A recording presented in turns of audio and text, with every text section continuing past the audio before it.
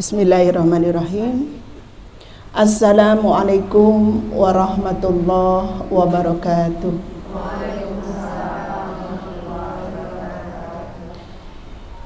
Alhamdulillahilladzi arsala rasulahu bil huda wa dinil haq liyudhhirahu 'alad dini kulli wa kafa billahi syahida. Asyhadu an la ilaha illallah wahdahu la syarikalah wa ashhadu anna Muhammadan abduhu wa rasuluh, amma ba'du. Ibu-ibu sekalian, teman-teman muslimah yang senantiasa dirahmati dan dicintai oleh Allah. Pertama, mari kita bersama-sama selalu memanjatkan puji syukur kita kepada Allah Subhanahu wa taala, karena sungguh hanya dengan kasih sayang dan karunia dari Allah kita pada pagi hari ini dimudahkan langkahnya untuk bisa hadir di majelis ini. Semoga kita mohon pada Allah, majelis yang kita hadiri, majelis yang kita berkumpul menuntut ilmu di sini senantiasa berada dalam naungan ridha Allah. Amin ya rabbal alamin. Kemudian salawat dan salam semoga senantiasa terlimpahkan kepada uswah hasanah kita Rasulullah Muhammad sallallahu alaihi wasallam, karena beliau yang kita tunggu-tunggu syafaatnya nanti di yaumil akhir. Amin ya rabbal alamin. Ibu-ibu dan teman-teman semua yang dirahmati Allah, kalau kita hitung dari apa? Masa pandemi gitu ya. Sampai sekarang itu berapa lama ya?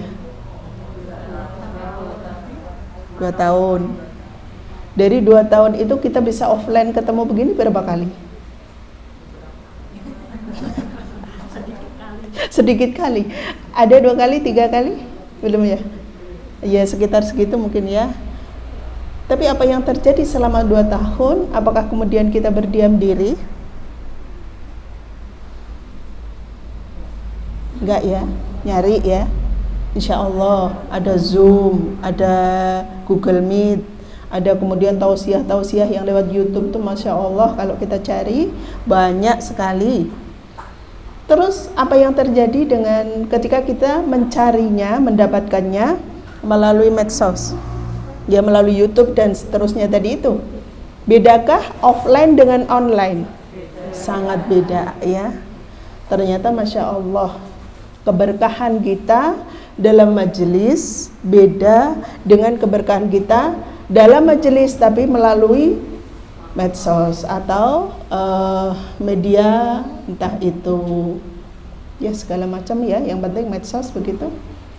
Ternyata kemarin waktu pertama kali diumumkannya MUI membolehkan kita untuk sholat berjamaah di masjid, Jum'ah bisa dilakukan ya, itu Masya Allah euforia. Jadi semangat yang paling dahsyat, yang luar biasa yang kita rasakan adalah dari umat Islam.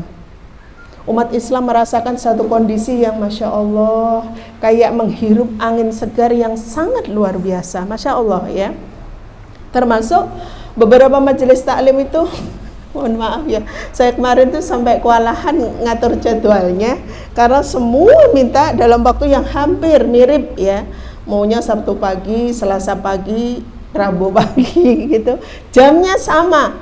Nah terus bagaimana ini semua, tolong Ustazah, tolong kita baru perdana. Loh iya, cuman datangnya belakangan, jadi ini. Nah makanya Masya Allah, mudah-mudahan kita mohon pada Allah kondisi COVID ini tidak akan ada level-level apa lagi gitu ya, dan mudah-mudahan Allah sudah memberikan apa ya, kalau boleh dibilang itu sebenarnya kondisi COVID pun bagian dari ujian buat kita, tapi paling tidak bagaimana kita bisa bernafas segar ya, bisa ketemu, bisa silaturahim, karena memang di forum majelis yang kita offline ini beda banget ya suasananya dibanding dengan online. Nah kebetulan kan saya ngajar di Taman Lansia. Taman Lansia itu mau diajak online, pada nggak bisa. Emoh nggak mau katanya begitu. Enggak loh, ini nanti ada fotonya, mau pokoknya pengen lihat ya. Jadi nggak bisa. Pertama, telinga memang sudah mulai berkurang. Kedua, penglihatan juga mulai berkurang. Nggak marem kalau nggak lihat orangnya, orang yang ngomong maksudnya. Dan kemudian kita tahu ya kondisi lansia itu kan ya begitu ya, nggak bisa duduk tenang kayak begini itu nggak bisa. Jadi nanti capek ya berdiri, jalan-jalan, terus kemudian ngantuk ya tidur kayak gitu. Makanya ini Masya Allah ya, dengan offline itu kita ketemu ternyata memang Masya Allah beda banget. Dan mudah-mudahan ini nanti bisa seterusnya. Amin ya Rabbal Alamin. Baik, teman-teman semua yang dirahmati Allah, seperti tadi disampaikan MC, bahwa kita hari ini bahas tentang muraqabatullah. Apa tuh muraqabatullah? Ini sengaja memang, kalau kemarin-kemarin kita bahas tentang akhlak ya, tentang perilaku, tentang kepribadian, tentang semuanya. Hari ini yang kita bahas tentang tauhid. Penting ini untuk kita semua. Karena kadang kita sudah melonjak jalan-jalan kemana-mana, tapi pondasi dasarnya itu kadang kita belum mateng, belum kuat. Sayang kalau begitu, ya. Sehingga ini perlu kita fahami, apa itu yang disebut muraqabatullah, merasa diawasi Allah. Tahu kan sebenarnya kan kita nyadar kalau kita itu memang diawasi Allah. Cuman ngahnya bagaimana sesungguhnya Allah mengawasi dan kemudian berdampak seperti apa, kadang kita belum paham. Nah ini untuk ibu-ibu muslimah salihah yang punya suami, yang punya anak-anak, bahkan mungkin bisa jadi sudah punya cucu ya. Ini penting banget untuk menanamkan muraqabah ini dalam keseharian kita. Kenapa? Karena muraqabah ini adalah satu pengawasan melekat, waskat ya dari Allah, yang Allah itu tidak pernah bergeser dari kita. Kalau suami kita ngelihat kita kadang capek tidur, anak kita bosan lihat kita juga kadang pergi bersama temannya, tapi Allah tidak pernah lepas dari kehidupan kita. Tidak ada capek, tidak ada lelah, tidak ada tidur. Semua apa yang kita kerjakan, kita tidak akan bisa bersembunyi dari pengawasan Allah. Sehingga muraqabatullah ini memberikan dampak yang pertama, memunculkan keimanan kita kepada Allah, atau memunculkan keimanan kita kepada hal yang gaib yang senantiasa mengawasi kita. Saya ulang, dampak dari muraqabah ini adalah yang pertama, muncul keimanan di dalam hati kita karena merasa diawasi oleh zat yang gaib yang tidak bisa kita lihat dengan kasat mata. Ya, sehingga apapun yang kita kerjakan tidak akan kita sanggup bersembunyi darinya. Ada satu kisah yang sangat menarik yang bisa kita simak. Di sebuah pesantren tertentu, waktu itu sudah masa tabi'in ya, ada seorang ustadz yang dengan santrinya, beliau kumpulkan ada 7 santri. Di mana di situ ustadz ini pengen ngetes ya. Pengen ngetes bagaimana sungguhnya tauhid dari para santrinya itu. Dengan cara beliau memberikan burung ya. Santrinya ini juga laki-laki, mohon maaf ya, jangan mikir yang lain ya. Jadi santrinya ini laki-laki semua, ada 7 orang, masing-masing dikasih burung satu-satu. Ustadznya bilang, tolong kalian sembelih burung ini di tempat yang kamu tidak dilihat oleh Allah. Baik, semuanya semangat. Dan kemudian, bisakah kita kerjakan sekarang? Iya, silahkan dikerjakan. Kemudian santri semua pergi, dan kemudian tidak berlangsung lama mereka sudah datang dalam posisi burung sudah disembelih masing-masing. Tapi ada satu santri yang aneh, datang kepada beliau dalam kondisi burung masih hidup. Terus ditanya yang Sudah disembelih ditanya, tadi kamu nyembelihnya di mana? Di sini, di bilik, di ruang tertentu, ditutup, masuk ke dalam ini, ke kamar, dan seterusnya, bla bla bla. 6 santri tadi cerita begitu, kecuali yang satu bawa burung dalam kondisi masih hidup. Loh, kamu kok aneh? Yang lain sudah pada bisa nyembelih burung, kok kamu belum? Wahai Ustadz, mohon ampun, mohon maaf saya mau sembunyi di mana aja, mau cari tempat di mana aja, saya nggak pernah menemukan di situ Allah tidak mengawasi saya. Subhanallah. Inilah yang kemudian Ustadz ini memberikan apresiasi yang sangat luar biasa kepada satu santri. Karena apa? Yang lain ternyata untuk penanaman tauhid belum masuk ke hatinya, baru berputar-putar di otaknya. Yang penting sembunyi, udah ngerasa bahwa Allah tidak lihat. Padahal sesungguhnya dimanapun, kapanpun kita berada, Allah senantiasa mengawasi dan tidak pernah terlepas dari kita. Walaupun sembunyi, tetap. Sehingga ini Masya Allah, luar biasa sekali ini. Si santri satu ini sampai menangis-nangis mencari tempat, bagaimana ketakutan, karena sudah merasakan bagaimana kebersamaan dengan Allah, pengawasan dari Allah itu sudah sangat dirasakan sekali. Nah sekarang pertanyaannya, apa yang sudah kita rasakan dengan keberadaan Allah, dengan memunculkan keimanan kita kepada Allah? Merasakah kita dimanapun gitu? Ya, nanti ada dampak yang kedua. Muraqabah memberikan dampak selain yang pertama tadi merasakan keimanan, yang kedua menjauhkan diri kita dari berbuat maksiat. Teman-teman semua yang dirahmati Allah, menjauhkan diri dari maksiat ini maksudnya kita ketika mau melakukan maksiat, walaupun tidak ada orang, apa yang terjadi? Tetap merasa diawasi Allah. Ya Allah, sehingga apa? Enggak malunya tuh karena ada mata melotot yang kemudian memandangi kita, bukan, tapi karena Allah tidak pernah lepas dari samping kanan, kiri, muka, belakang kita, selalu mengawasi dan melalui malaikatnya mencatat semua amal-amal yang kita kerjakan. Sehingga terbersit niatan mau berbuat maksiat, ya Allah, malu sama Allah. Mau nyuri, malu sama Allah. Mau berkata dusta, tidak jujur, malu juga sama Allah. Walaupun kepada anak kita, walaupun kepada pembantu kita, walaupun kepada mungkin ya orang-orang di jalanan, kita tidak pernah berbuat kasar, dusta, bohong, menipu, bahkan mohon maaf, kalau dalam bahasa Jawa itu ada bahasa ngentit, tahu ya? Jelintut. Jadi kalau kita pas mungkin bekerja di rumah orang, mungkin dimintai tolong, ada hajat gitu ya. Kadang-kadang kalau ada tuan rumah itu ditawari kan, iya, tapi nggak kepanggih. Tapi begitu orangnya nggak ada, mumpung nggak ada orangnya, hati-hati. Orang tuan rumah nggak lihat, tapi Allah tetap mengawasi kita. Ini hati-hati. Justru kita harus gentle di depan orangnya. Ketika ditawari, iya, udah ditawarin, ya udah diambil aja, dimakan seperlunya, seumumnya. Jangan nunggu orangnya nggak ada. Orangnya nggak ada, ngambil di belakang, masukkan tas, udah. Masya Allah, ini ibu-ibu banget ya.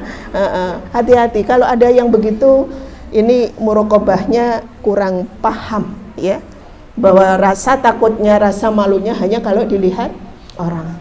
Nah, kita lihat contoh dari kisahnya Hasan Al-Basri waktu masih muda.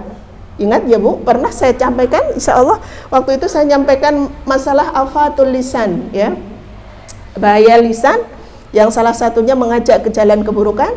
Nah itu ya, kisahnya itu diambil di sini adalah bagaimana waktu itu Hasan Al-Basri tertarik dengan perempuan yang tinggal berdua, yang tinggal kalau mau melakukan itu sudah tinggal melakukan aja. Tapi apa yang terjadi? Perempuan ini menegur Hasan Al-Basri, wahai Hasan, apakah engkau tidak takut? Nah, tidak takut sama siapa? Bukankah kita cuma berdua, kata Hasan? Enggak. Ada Allah Azza wa Jalla yang senantiasa mengawasi kita. Sampai kemudian saat itu Hasan Al-Basri merasakan tulang-tulang tubuhnya itu lemes seperti rontok ya, tidak berdaya, yang kemudian tersungkur, yang kemudian menangis sejadi-jadinya, merasa malu kepada Allah, yang mana saat itu dia dilalaikan oleh syaitan, ditutup dengan kecantikan wajah wanita yang waktu itu sampai mau melakukan perbuatan zina. Tapi Allah masih melindungi. Melalui perempuan inilah Hasan Al-Basri diingatkan bahwa ada Allah yang senantiasa mengawasi kita, sehingga mohon maaf, sekalipun sudah di situ tidak ada siapa-siapa, tidak jadi melakukan perbuatan zina. Ini bagian dari maksiat. Kita juga begitu. Jangan ada kesempatan, perempuan kan ujiannya masalah harta nih ya.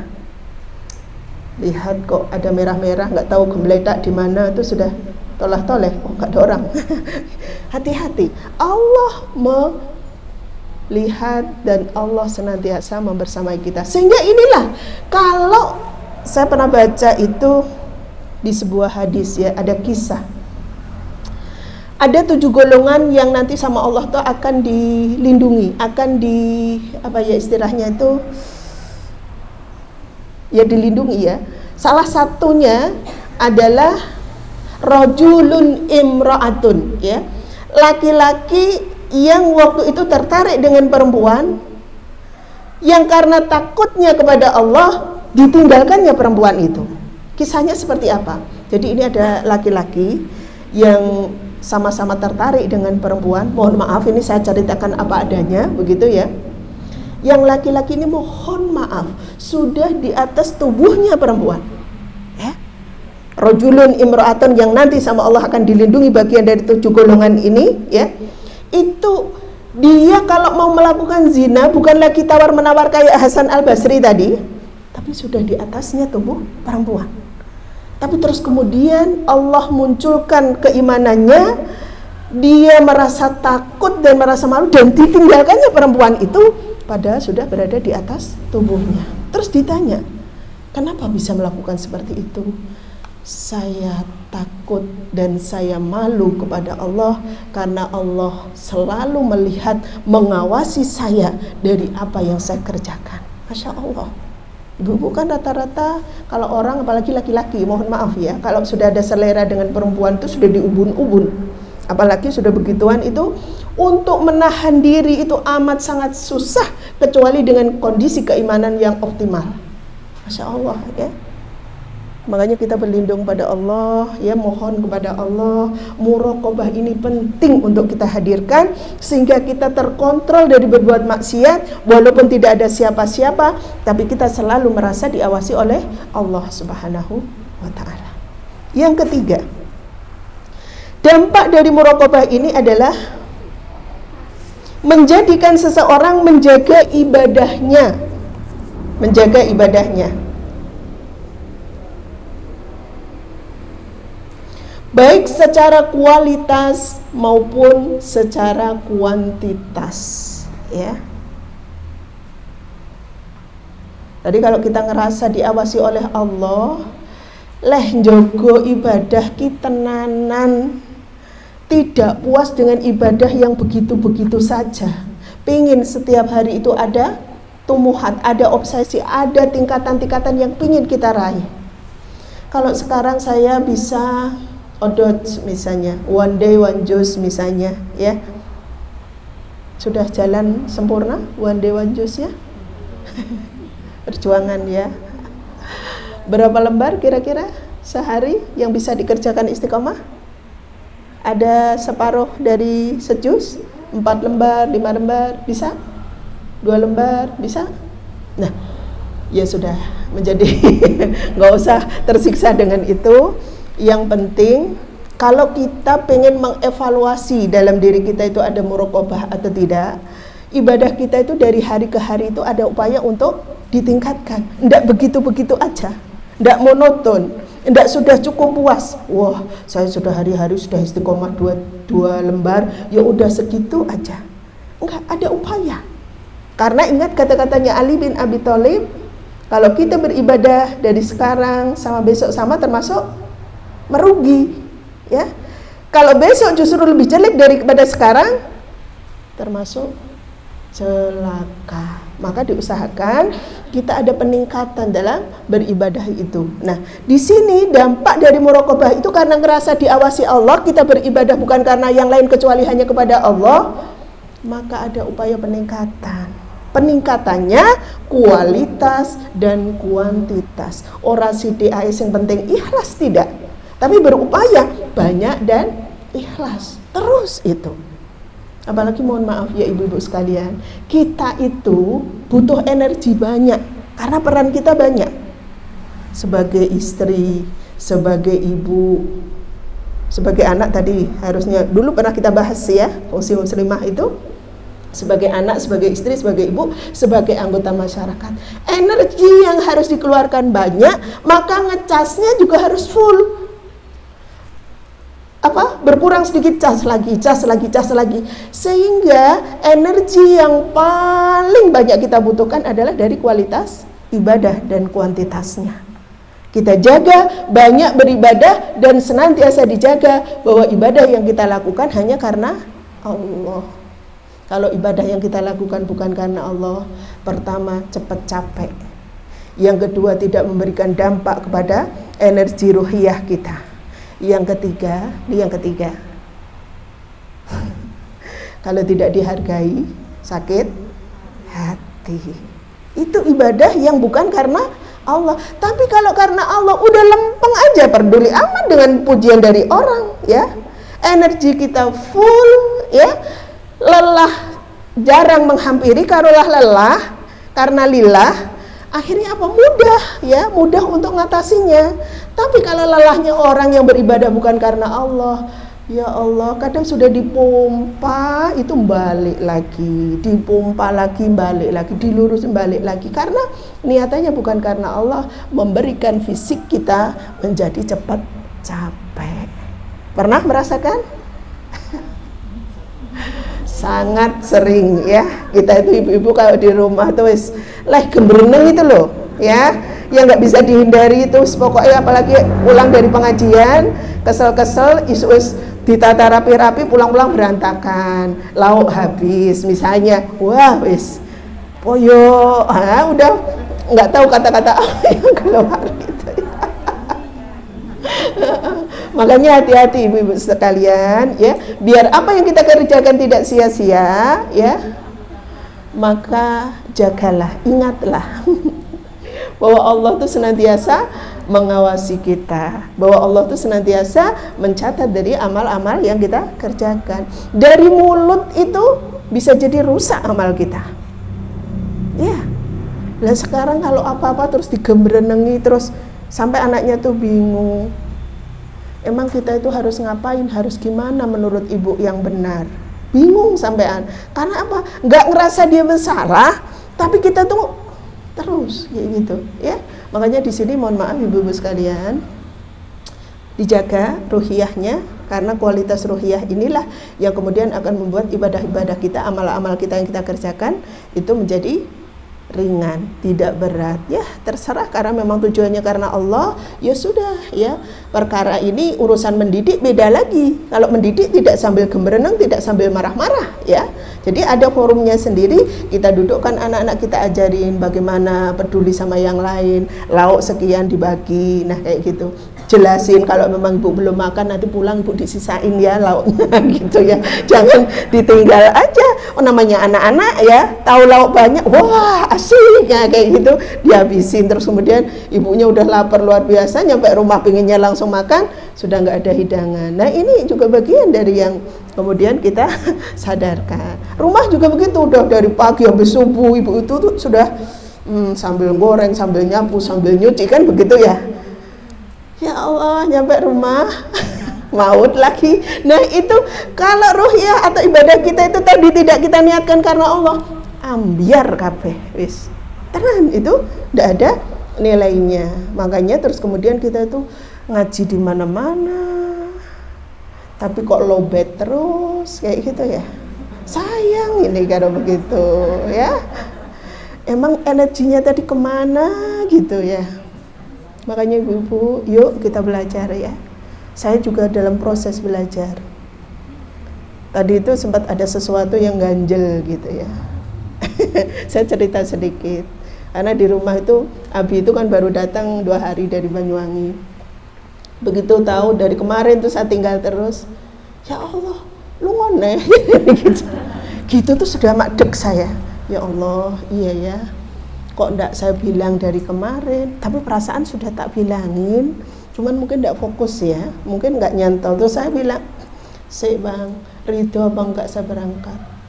Nanti ngisi ini kan kemarin sudah bilang, "Oh iya ya wis enggak apa-apa," kayak gitu.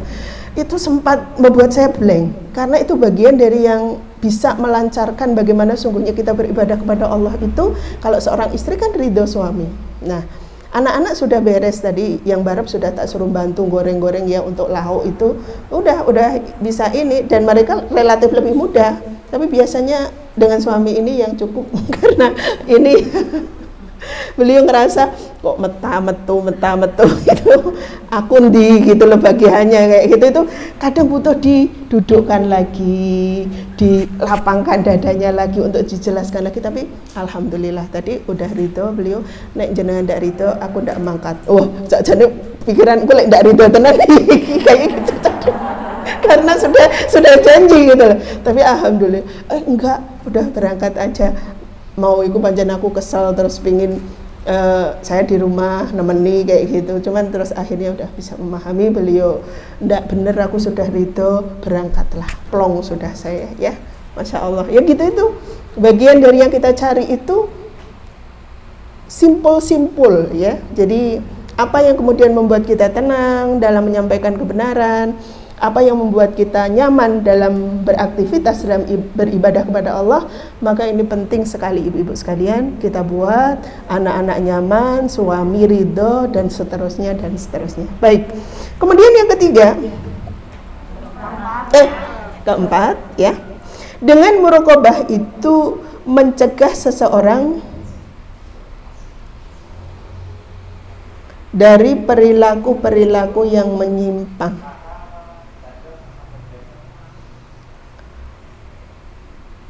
Mencegah seseorang dari perilaku-perilaku yang menyimpang. Yang menyimpang itu seperti apa? Ya, yang tidak semestinya dilakukan. Kalau tadi maksiat itu melakukan dosa. Nah ini penyimpangan mohon maaf ya. Mohon maaf, mungkin kalau dicontohkan itu yang sekarang lagi marah LGBT. Paham ya? Kita tahu kalau status kita itu memang sebagai wanita, maka ketika akan melakukan penyimpangan, ya Allah, bukannya ada Allah, bukannya ada Allah yang senantiasa mengawasi kita, bukankah ada Allah yang senantiasa mencatat perbuatan-perbuatan kita, sehingga ketika ada kecenderungan kok sekiranya tidak wajar, itu ingat itu semua, sampai kemudian tercegah kita untuk melakukan ini sampai kebablasan, sampai kemudian jadi benar-benar mohon maaf ya, sampai melakukan lesbi, homo, dan seterusnya. Ini pun juga akan kita berikan kepada siapa yang menjadi amanah kita, baik itu pasangan, anak-anak, saudara dekat kita, dan seterusnya. Penyimpangan yang terjadi yang tidak sesuai dengan fitrah manusia, yang tidak sesuai dengan syariat, akan tercegah kalau kita merasa diawasi oleh Allah. Karena apa? Ternyata ibu-ibu sekalian, sebenarnya yang terjadi sampai kemudian mohon maaf ada lesbi, ada homo, itu kebiasaan yang terus menerus, dari sedikit yang dilakukan terus menjadi kepribadian yang di situ terdukung oleh lingkungan yang sama-sama tidak memahami tentang muraqabah ya. Makanya kalau segera kita siasat, kita ngerasa sense ya, loh, aku kok enggak wajar ya, masa maaf ya, ada ibu-ibu, sesama ibu-ibu itu rasanya tuh kalau nggak ketemu tuh kangennya tuh beda ya, kangennya tuh kangen banget, sampai kemudian gimana sampai wah kalau ketemu tuh maaf ya, mesranya tuh beda, bisa dirasakan pokoknya. Nah beliau terus kemudian menyampaikan ini pada seorang psikolog yang kebetulan teman saya itu ada yang psikolog, bilang, Bu, kok saya ada perasaan begini, ini wajar apa tidak? Terus ditanya, ibu perasaannya ke suaminya bagaimana? Ya ada, sampai beliau sudah punya anak 3 waktu itu ya. Terus kemudian cuman beda ini waktu-waktu terakhir, ya waktu-waktu terakhir itu beda perasaannya karena apa? Ternyata si ibu punya rasa kepada perempuan lain ini, perempuan ini sangat perhatian kepada ibu, lebih over sampean, ya. Makan ditanya, ibu sudah makan? Pas kondisi lagi kurang enak badan, agak flu, oh nggak doyan makan ya, waduh enaknya diberikan sop itu misalnya kayak itu tuh sampai dianterin pulang, sampai di ini, sampai akhirnya dari perilakunya terus menerus ini muncul perasaan lain yang itu sama dengan yang dirasakan dengan suaminya. Nah, terus akhirnya konsultasi dengan psikolog ini, ternyata ini ada simpul bahwa sebenarnya ibu ini dari kecil memang sudah ada bakat, ya, bukan bawaan gitu. Tapi bawaan ini sebenarnya kalau tidak terpupuk tidak akan dia muncul, ya. Karena terpupuk dan itu tidak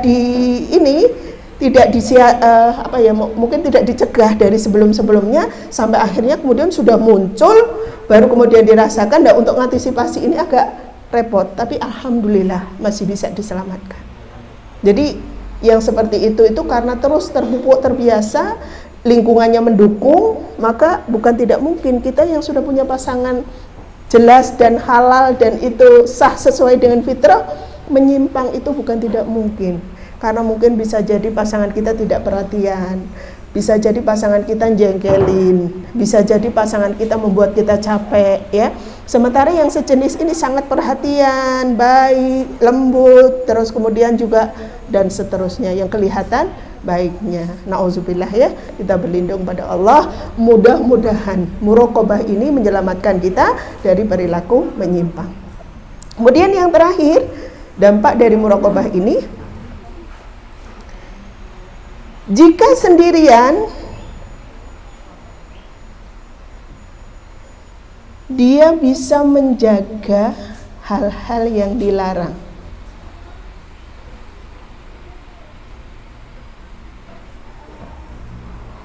Ya, jika sendirian pun dia bisa menjaga hal-hal dari hal yang dilarang. Artinya tadi, ya, jadi mau melakukan maksiat atau mau melakukan hal yang dilarang itu walaupun tidak ada yang lihat, itu kontrolnya tuh kuat. Dan ingat dalam sebuah hadis itu dijelaskan, sebaik-baik ketaatan adalah selalu merasa diawasi oleh Allah. Sebaik-baik ketaatan, ya. Karena ini yang akan menjadi rem pakem ketika kita sudah tergoda dengan maksiat, ketika kita tergoda dengan hal-hal yang dilarang oleh Allah Subhanahu wa ta'ala. Makanya ini Masya Allah ibu-ibu sekalian, kalau kita dalam kondisi sendiri, tidak merasa sendiri, merasa diawasi oleh Allah, ini masuk dalam kategori sebaik-baik ketaatan. Masya Allah, ya. Baik, kemudian kalau tadi dampak ketika kita merasa diawasi oleh Allah. Sekarang kalau kita tidak punya muraqabah, tidak merasa diawasi oleh Allah, apa dampaknya? Yang pertama, kita akan sibuk menutup diri dari aib-aib kita di hadapan manusia. Kita akan sibuk menutup aib-aib diri kita di hadapan manusia, tapi tidak di hadapan Allah. Ini nek bahasa ininya apa kira-kira? Bahasa gaulnya. Cari muka. Iya. Cari muka boleh, pencitraan. Wah, dia banyak orang. Nah, kayak gitu ya. Busananya yang rapi, yang cantik matching sehingga kelihatan solihuah gitu ya. Hati-hati nih macam begini ya.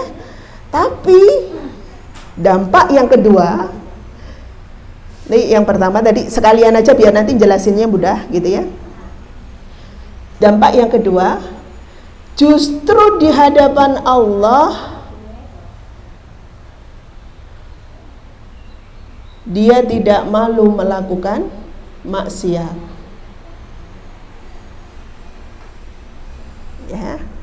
Justru di hadapan Allah dia tidak malu melakukan maksiat, sehingga amal-amal solihnya menjadi sia-sia. Sehingga amal-amal solihnya menjadi sia-sia karena hanya untuk manusia tujuannya, ya, Masya Allah, ya. Jadi ini kebalikannya, ibu-ibu sekalian, teman-teman semua yang dirahmati Allah. Jadi kalau kita tidak punya muraqabah, sibuk pencitraan tok, ya. Sing penting aku di hadapan orang selamat, sing penting aku di hadapan orang kelihatan solihah, solihwah tadi ya, saking leh ini. Yang penting aku selamat, yang penting aku tidak digunjing. Sehingga amal-amal yang dikerjakan itu tujuannya hanya selamat dari hadapan manusia. Sementara ketika tidak ada manusia, sebagaimana orang-orang munafik itu, orang munafik itu kalau mengerjakan sholat, ibu mohon maaf, maunya itu yang lagi terang benderang, sholat duhur, sholat asar. Tapi kalau sudah mulai sholat maghrib, isya, subuh, malas mereka. Kenapa? Orang tidak lihat, karena zaman Rasulullah itu belum ada listrik, sehingga kalau berangkat ke masjid itu maunya berbondong-bondong dilihat orang waktu terang benderang. Ketika waktu mulai gelap tidak mau mengerjakan karena tidak ada yang lihat. Ini sama Allah semua amalnya sia-sia, tidak diterima, karena tujuannya bukan untuk Allah. Dan Allah maunya tuh yang lempeng, yang murni, hanya karena Allah saja, mukhlisin, ya, hanya lurus ikhlas karena Allah Subhanahu wa ta'ala. Masya Allah ya ibu-ibu, mohon maaf gitu ya, kadang kita itu butuh ditegur juga. Sok kadang itu soapnya itu rodo ono itu apa?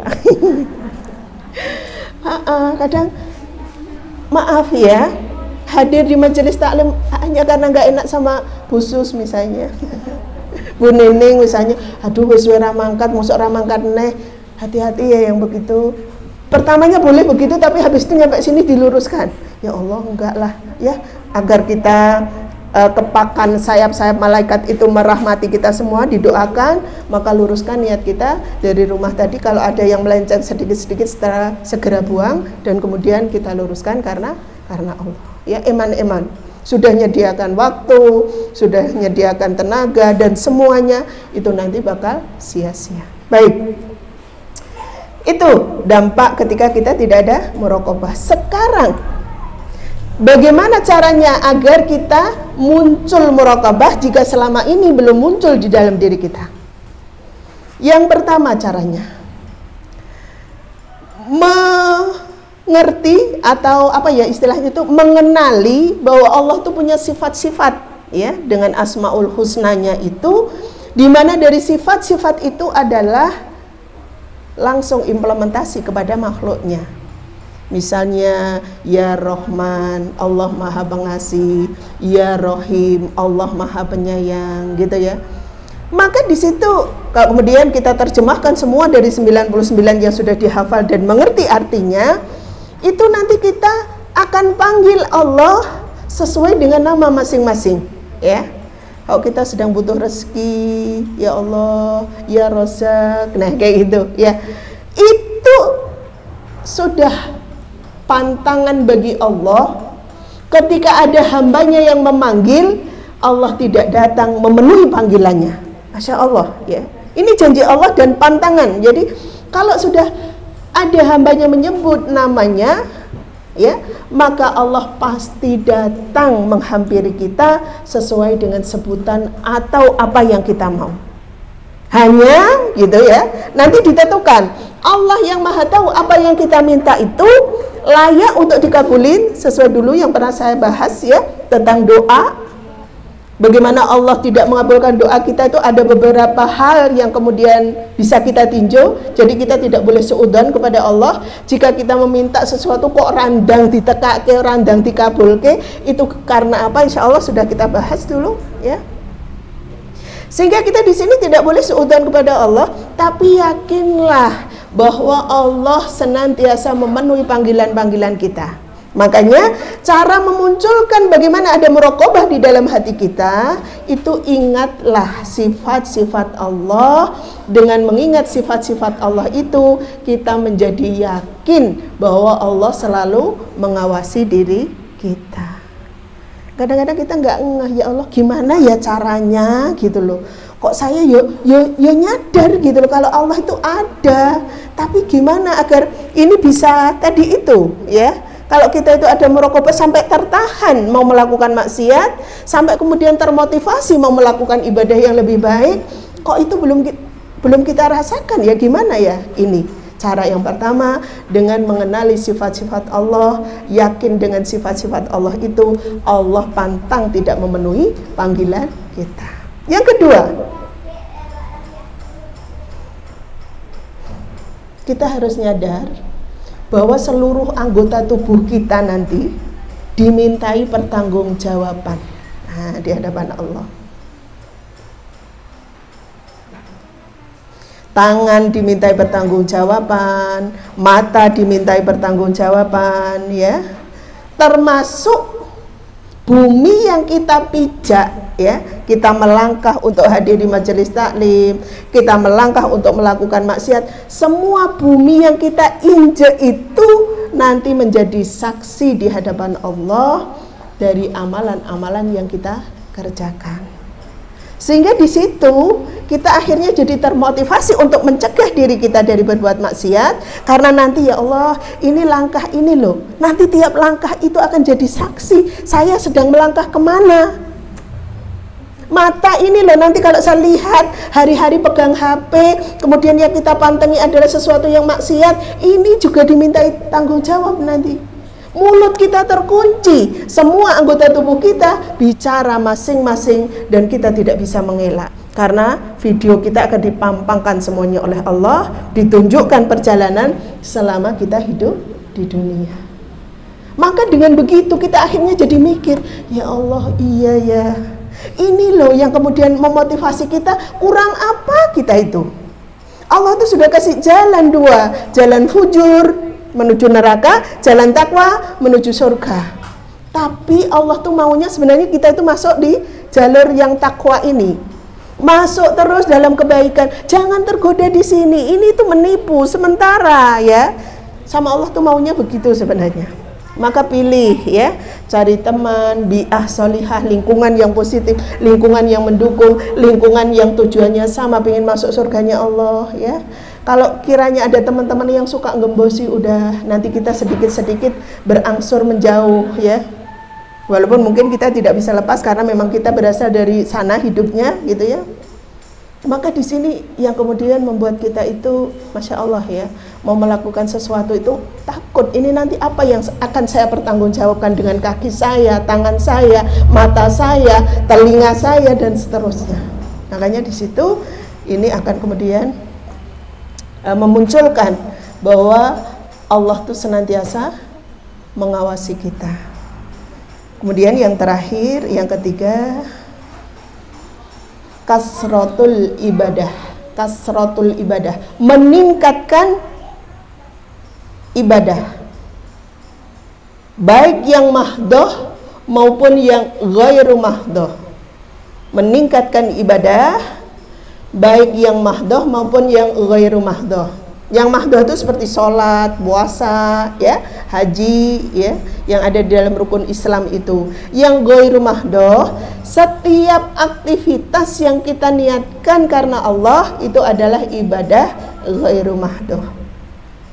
Ya seperti tadi, ibu-ibu memasak, melayani suami, ya, mendidik anak-anak, ya, menyingkirkan duri di jalan, bersih-bersih rumah. Niatkan, ya. Yang membedakan pahalanya nanti diniat. Kalau ibu niatkan karena Allah, maka ini jadi ibadah. Kalau tidak, ya sudah, habis, nanti dapat capek, ya. Emang rumahnya bersih, tapi pahalanya enggak dapat, sayang ya. Nah, ibu-ibu sekalian, ini ya. Sehingga prinsip dari muraqabatullah itu adalah wa huwa ma'akum aina ma kuntum. Dan dia itu adalah Allah bersama kamu dimanapun dan kapanpun kamu berada. Ya, wa huwa ma'akum ainama kuntum. Dia, Allah, bersama kamu atau bersama kita, bersama manusia dimanapun kita berada. Ya, jadi intinya begitu. Sehingga ketika mau melakukan kebaikan termotivasi karena Allah, mau melakukan maksiat terhalang juga karena Allah. Wallahu alam bisawab. Mudah-mudahan ini bisa memberikan pencerahan buat kita semua, dan mudah-mudahan ini cukup menjadikan apa ya, begini, karena kalau ibu-ibu itu kuat dalam urusan tauhid ini nanti dampaknya ketika mau ngasih ke suami, mau ngasih ke anak, mau menguatkan ke anak itu akan mudah. Tapi kalau ibu-ibu sendiri ragu, kurang pakem berdirinya di atas tauhid ini, merasa diawasi Allahnya kurang yakin, maka ke anak pun semakin kurang yakin, ya. Dalam menanamkan pun ada ragu-ragu. Tapi benar enggak ya? Nah, gawat kalau sudah begitu, ya. Kita harus dikuatin bahwa benar-benar Allah itu bersama dengan kita. Sehingga jangan pernah menganggap bahwa Allah lelah dan kemudian kita melakukan maksiat walaupun hanya sedikit, jangan pernah mencoba. Allah alam bisawab. Mungkin sampai di sini ada yang perlu ditanyakan, silahkan. Monggo Bu Dina, jika ada yang mau menanyakan berikutnya, silakan. 2 pertanyaan saja untuk 2 orang. Terima kasih.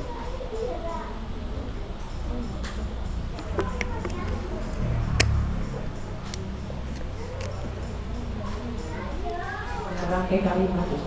Ini ada. Silakan biar dengar yang belakang.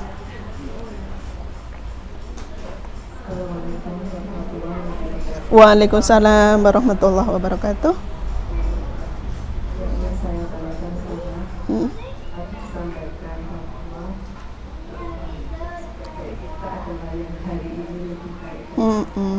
Kemarin, kita merugi, iya. Nah ini kaitannya dengan kita yang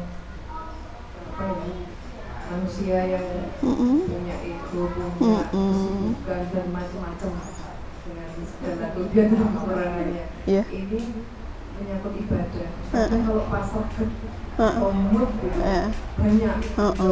Tapi kalau pas sibuk itu jadi berkurang.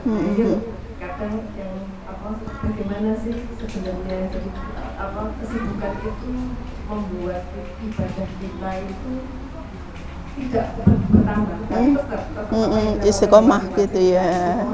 Tapi peningkatannya itu belum gitu ya. Terus saya tanyakan bahwa kadang keimanan naik turun, pekerjaan naik turun, naiknya itu bila kita ngecas dengan datang di majelis. Nah itu apa namanya, harusnya sebenarnya gimana sih pada kesibukan yang kita alami dalam keseharian itu juga tuntutan dari suami yang lebih seperti tadi sampaikan bahwa isi kajian aja mohon ridhonya, seperti halnya kita juga mau ngecas di kajian itu juga mohon ridho suami, seperti itu. Kadang diperbolehkan, kadang tidak.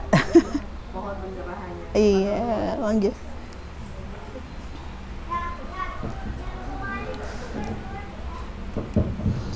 Masya Allah, pertanyaannya bagus ya. Terkait dengan kondisi ibadah yang hari ini diusahakan lebih baik dari hari kemarin, karena tidak mau masuk dalam kategori yang merugi. Ya, kita tadi langsung jawab ke pertanyaan kedua karena terangkai ini Bu ya. Iman itu yazid wa yankus. Kadang, melonjak semangat, tapi kadang tuh ngedrop-drop. Ini kita bisa baca dari bukunya Al-Ghazali, beliau menyiasati hati atau keimanan yazid wa yankus. Nek lagi semangat wes pol-pol no. Apa yang kamu kerjakan, apa yang bisa kamu kerjakan, kerjakan. Ojo mek nunggu wajib itu, sunah-sunah opo wae, Masya Allah. Dan kemarin saya sempat cerita kalau nggak salah ya, ada seorang ibu tuh yang lagi semangat imannya tuh lagi ini, semangat banget. Sholat duha 12 rakaat tuh lo kurang, ya. Di situ tuh padahal kondisi dia sambil berjualan rumah makan Padang, kan suasananya panas kayak gitu. Orang masak itu kalau di depan api itu kan tidak nyaman. Keringet deredesan sampai sajadah dibuat sujud itu basah. Itu terasa sejuk katanya. Masya Allah ya. Beliau merasakan puncak-puncak keimanan naik itu sangat luar biasa, sampai sholat 12 rakaat duha kurang, rawatib dikerjakan semuanya kurang, sampai dia bingung mau sholat apa lagi ya, kayak gitu, saking semangatnya. Tapi anehnya ketika beliau sedang ngedrop sampai pol mau sholat 2 rakaat, jangankan yang sunnah subuh 2 rakaat itu beratnya luar biasa. Aneh banget tau ini. Ternyata memang karakter beliau itu siksak banget, ya, siksak banget. Dan ini difahami banget sama suami beliau. Jadi kalau beliaunya lagi semangat itu harus didorong, melakukan apa saja, orang tahu diaru-arui, tahu ya maksudnya. Jadi wes kono-kono arep ngerjakan apa, hadir di majelis taklim di mana aja, wes didorong di ini sebanyak-banyaknya, karena ngerti nanti nek wis ngedrop ki angel banget lenggugah ki angel. Nah ternyata ini impas ya, antara yang dikerjakan saat dia semangat untuk membayari saat dia ngedrop ini impas. Ya Allah luar biasa. Ingat pesannya lagi, kita kembali ke Al-Ghazali. Beliau menyampaikan bahwa saat kamu ngedrop iman, maka yang penting tidak meninggalkan yang wajib itu sudah bagus. Bagaimana kamu saat ngedrop iman bisa bertahan dengan yang wajib? Karena saat naik kamu memperhatikan yang sunnah-sunnah. Nah pentingnya itu ibu-ibu sekalian. Jadi kita itu nabung, harapannya ya tidak sampai ngedrop banget ya imannya.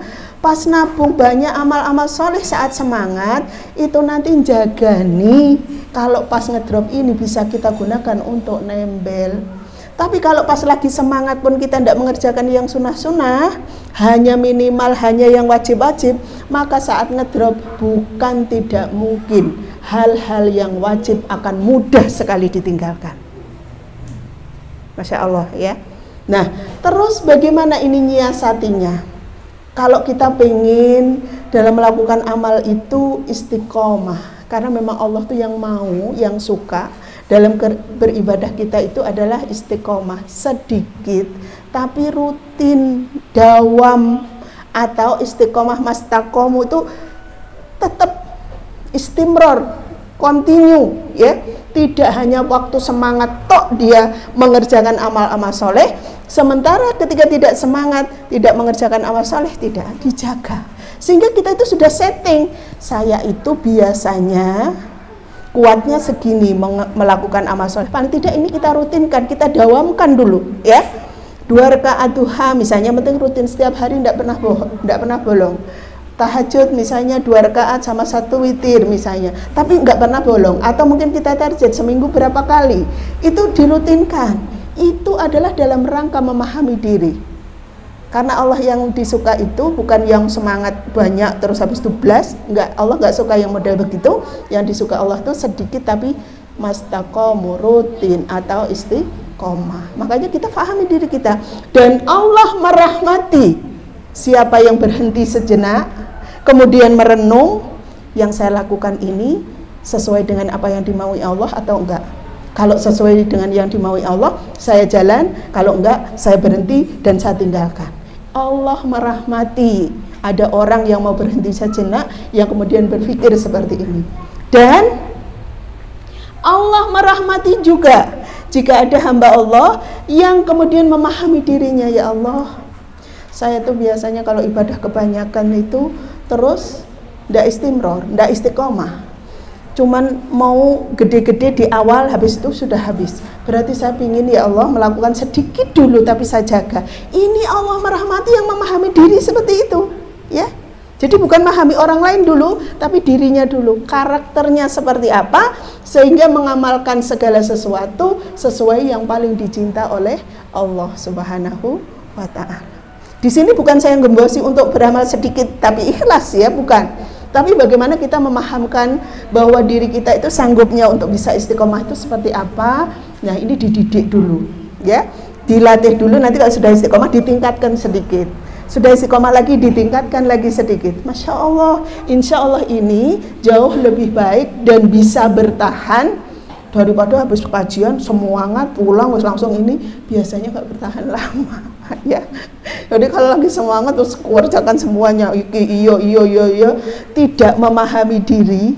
Kita tahu ya, fitrahnya manusia itu kan kebenjat gitu kan, ambrolnya juga cepat. Tapi kalau sedikit-sedikit dididik, dikondisikan sampai kemudian terbiasa, maka menjadi habit, menjadi kebiasaan yang itu membuat kita istiqomah. Wallahualam. Ibu bisa terjawab? Masih ada yang belum terjawab tadi? Sudah ya. Alhamdulillah. Jadi dan kita ibu-ibu itu kan sok semangatnya itu kan ya kalau habis pertemuan begini. Makanya sering di forum itu, forum ibu-ibu itu jamur ya, rame gitu.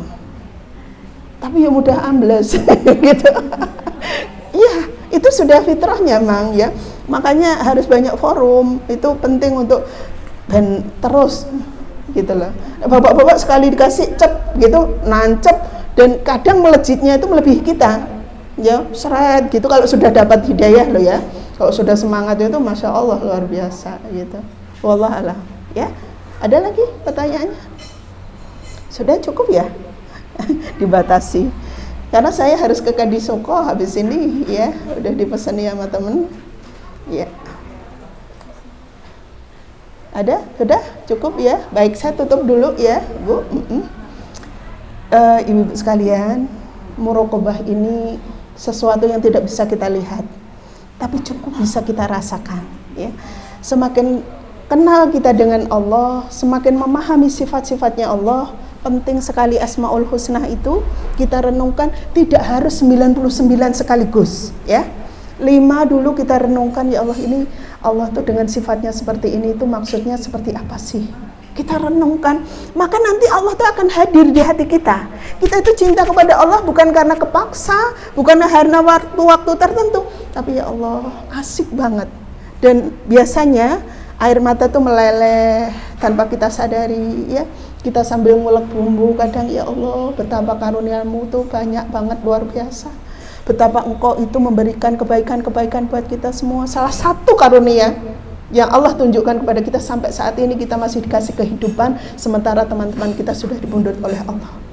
Artinya Allah masih memberikan kesempatan kepada kita untuk memperbaiki diri kita, sehingga bekal nanti ketika menghadap Allah jauh lebih baik. Makanya harus bersyukur dan terus kita merasa muraqabatullah, diawasi Allah dalam setiap waktu kita. Nah, mudah-mudahan kita semua dijaga oleh Allah, kita semua diberi kesanggupan untuk mengamalkan dari ilmu yang kita dapatkan. Baik, itu saja. Ada kurang lebihnya mohon maaf. Billahi taufiq wal hidayah. Assalamualaikum warahmatullahi wabarakatuh.